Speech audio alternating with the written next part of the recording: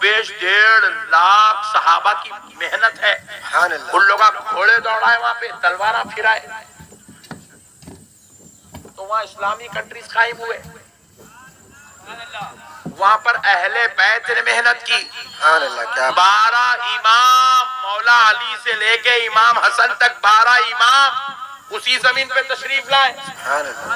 ارے اور آگے بڑھ کے دیکھو مسلمانوں، بہت بڑی بات سمجھا رہا ہوں، غور سے سنو.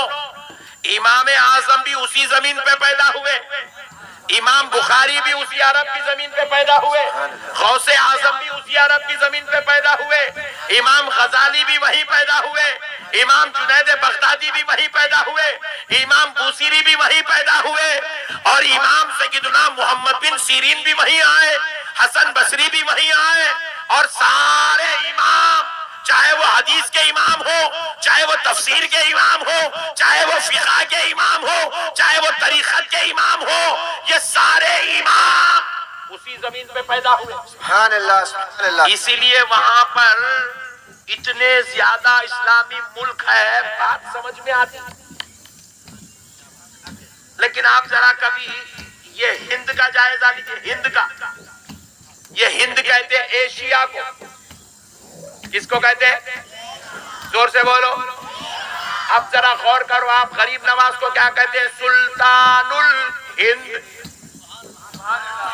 یعنی کہ غریب نواز صرف ہندوستان کے سلطان نہیں ہے، پورے ہند کے سلطان ہیں. سبحان اللہ. اور ہند میں کون کون سے ملک آتے ہیں؟ سنو مسلمانوں، ہندوستان ہند میں ہے، پاکستان ہند میں ہے، بنگلہ دیش ہند میں ہے، بھوٹان ہند میں ہے، نیپال ہند میں ہے، انڈونیشیا ہند میں ہے، انڈونیشیا ہند میں ہے، افغانستان ہند میں ہے، نیپال ہند میں ہے، سری لنکا ہند میں ہے.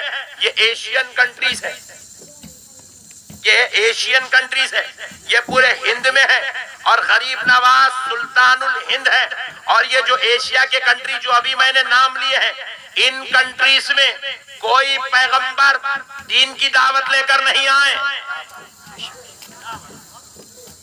مولانا سمجھ گئے، تم لوگ نہیں سمجھے. یہ کنٹریز میں کوئی پیغمبر دین کی دعوت لے کر نہیں آئے. یہ کنٹریز میں کوئی صحابہ دین کا جھنڈا لہرانے نہیں آئے.